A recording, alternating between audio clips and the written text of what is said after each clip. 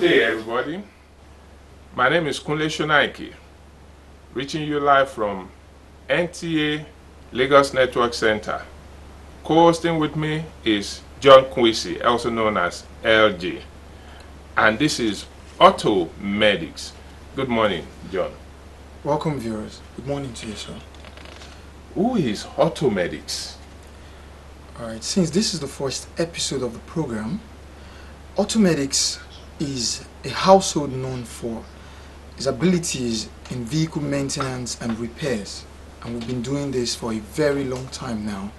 We're also into parts sales and services, and also we do a lot of training. And in our training, we're affiliated with so many corporate bodies and government parastatals. Some of the government parastatals is National Open Universities, National Automotive Design and Development Council, and corporate bodies OVH, also known as Orlando, and NU Retail Service. We train for the two corporate bodies, also train for NADDC, which is the National Automotive Design and Development Council.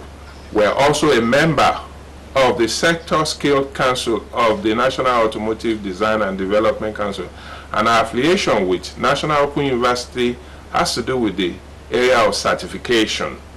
We have our locations across the nation. We have locations in Lagos State, in Abuja, in Oshogbo.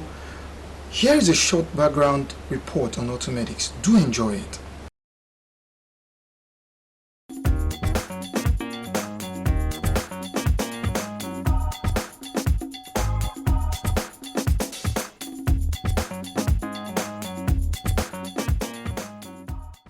The challenges of finding solutions to the problems bedeviling the automobile industry in terms of servicing and repairs is quite huge in Nigeria.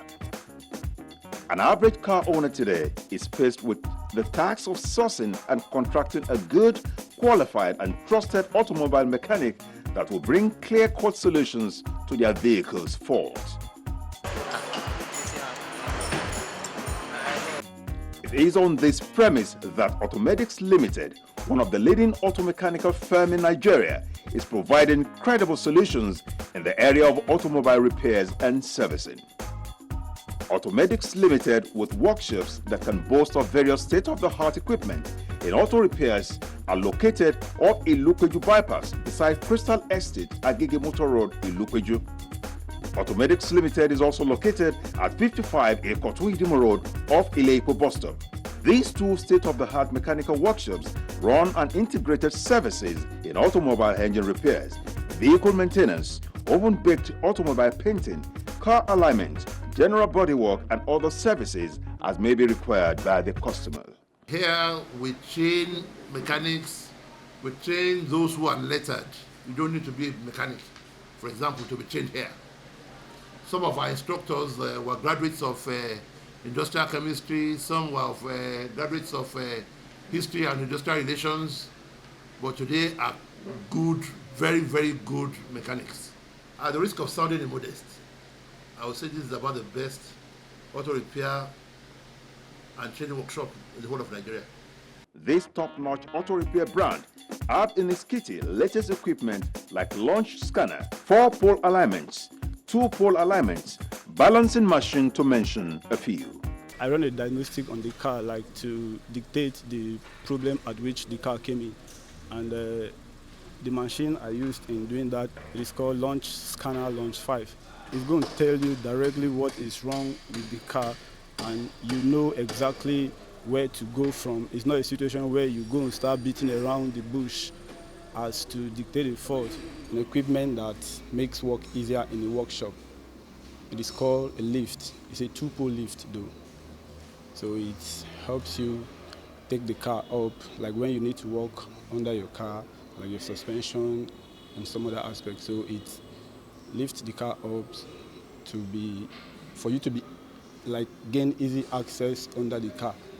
Automedics Limited is also a force to reckon with in the area of training auto technicians. With its automotive mechatronics training, We also seek ways of enhancing productivity through training. We have training facilities here. We have a classroom with all the equipment for training. And we also have audiovisual equipment that will also show the trainees and also our technicians what is also going on. So it's just like giving an x-ray of the vehicle, and they are looking at it right there and seeing exactly what is going on. And they also have the opportunity to ask questions, about some of the challenges they are having while working. And we expose them and then give them a true picture of exactly what it is and how it should be handled. The training school basically is to give those who have the passion for vehicle maintenance and repairs, gives them an opportunity to be trained on their area of passion. One of the latest innovations of the firm is the use of automotive mechatronic diagnostic tool to detect faults associated with automobiles rather than just guesswork. A trained auto technician gives us insight on the kind of maintenance they prefer at Automedics. As you can see, we are doing the normal injector service. Then after that, we have drained the oil. You can see it on the floor. So based on what we get as a fault, so that's what we are trying to put in place. The customer makes some complaints, so we are working towards that. It needs to do the lubrication service, the engine, and what we've done so far on it is we check the spark plugs. We realize they are bad, and for a customer to keep driving with a bad spark plug might be so damaging. We rebuild this engine and we change the steering rack. That we let the engine work for a few hours, and we try bleed the steering.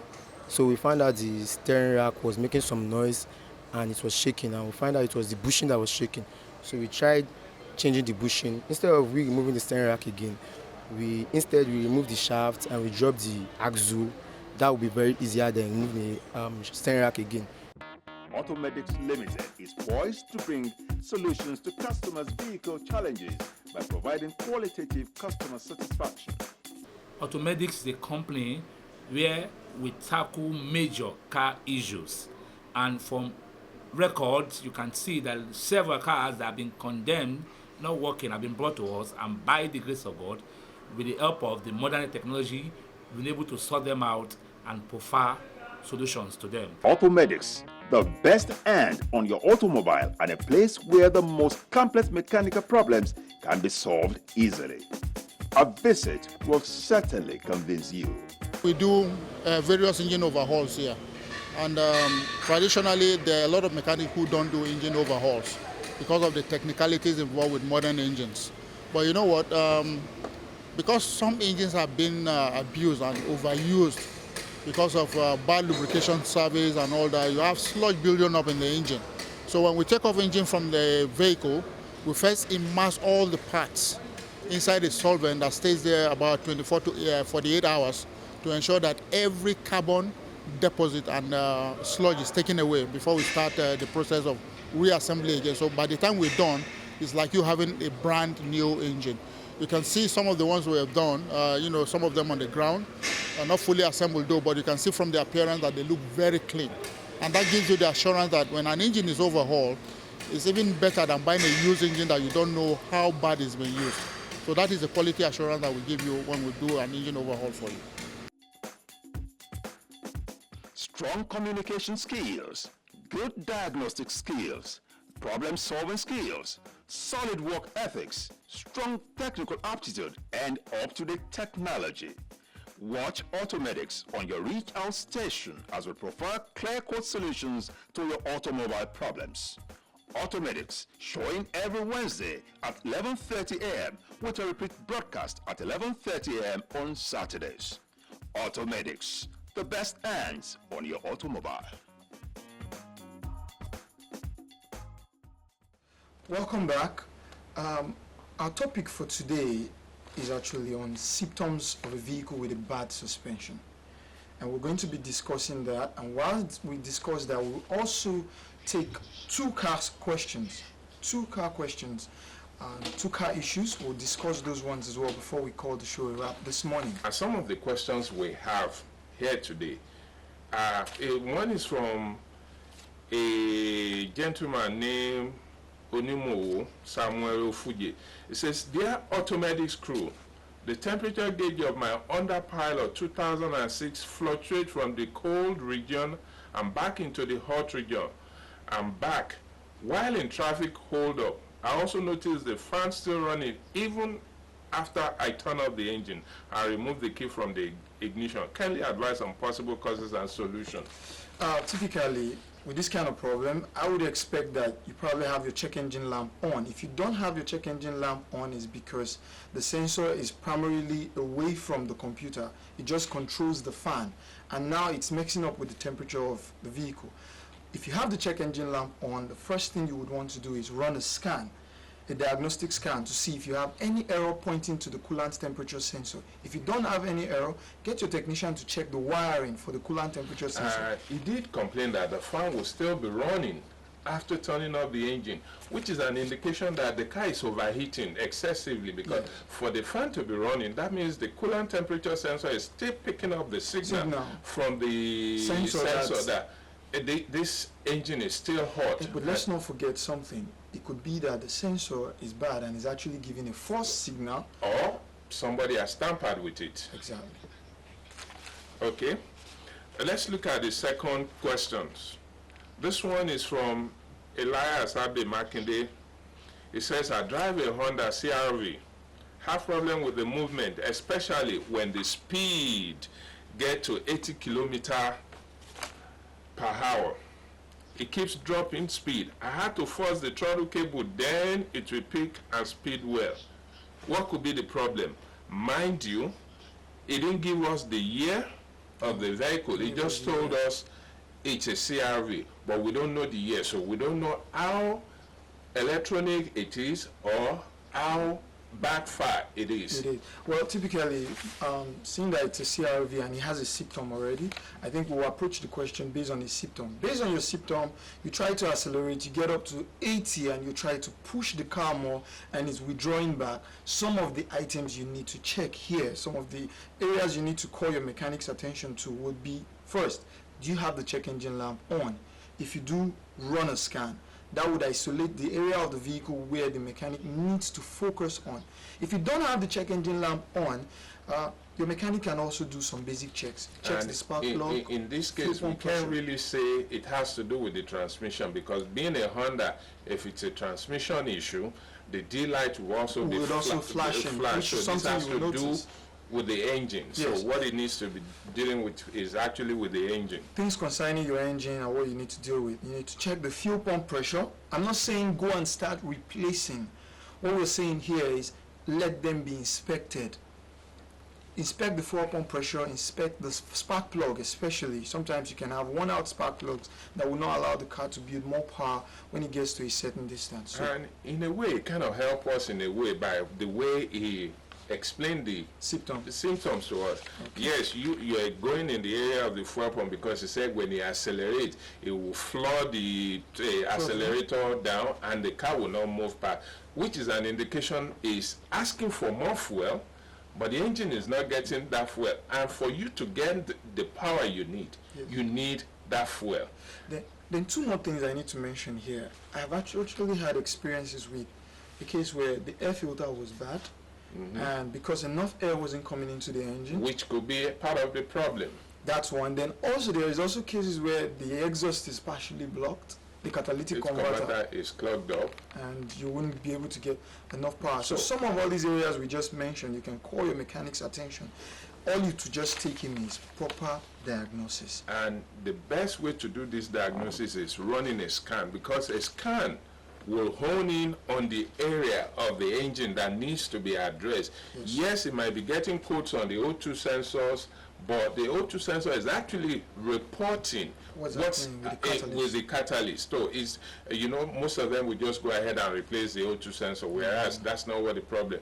If he knows how to use the data stream, he can use the data stream to isolate where the problem is. And another thing you can do is run a scan, get the fault code, and then send the fault code to the show. So we'll be able to direct you further on what to do. Now, going back to our discussion of the day, how to identify suspension issues with your vehicle. I think some of the basic symptoms you will get when the suspension starts to go bad is noise. Noise, one. Two, the vehicle bouncing. There's a harshness, The harshness. vibration. Yeah, yes. So there's so many things. What will cause suspension to start going bad? Well, from my own experience, I think sometimes owners of vehicle, without them knowing, they actually start the problem. Contribute to the They problem. contribute to it. Now, take for example, you take your car to the vulcanizer, and instead of putting the specified tire pressure into the tire, you ask the vulcanizer, don't cheat me, make sure you put all of them 60-60 or 40-40. So The what- tire becomes very Hard. hard. Now you start to drive. Most of our roads, sometimes we It's encounter very- pothole, and some of very them undulating. they are undulating. Now when you get to those roads where you have undulations or you have minor potholes, now the rebounding of that tire is very harsh On to the shock- suspension shock part. bars. The shock absorbers could actually go bad based on this harshness. The bushings that you have there, the amount of blow they are receiving from the tire now is very hard. That would weaken the bushings, that would... You see, what people Boil don't into realize water. is when we talk about suspension, you look at your wheels, your tires, it's part of your suspension. Exactly. Your tire also absorbs some of the shock of the road. Exactly. When you overinflate them, have you ever seen, I remember back in the days when we played football, there's this ball called felele. Yeah. That when you Overinflate it. when you overinflate You it, can't enjoy that you much. cannot enjoy it. You can't enjoy So, the ball. And the same thing is actually happening to your tire.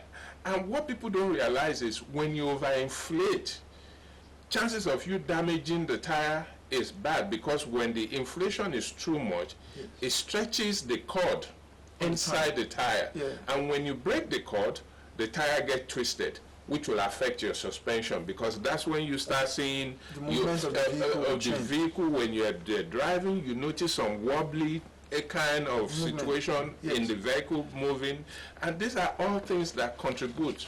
Then don't let us forget where you live. Exactly. That's another contributor.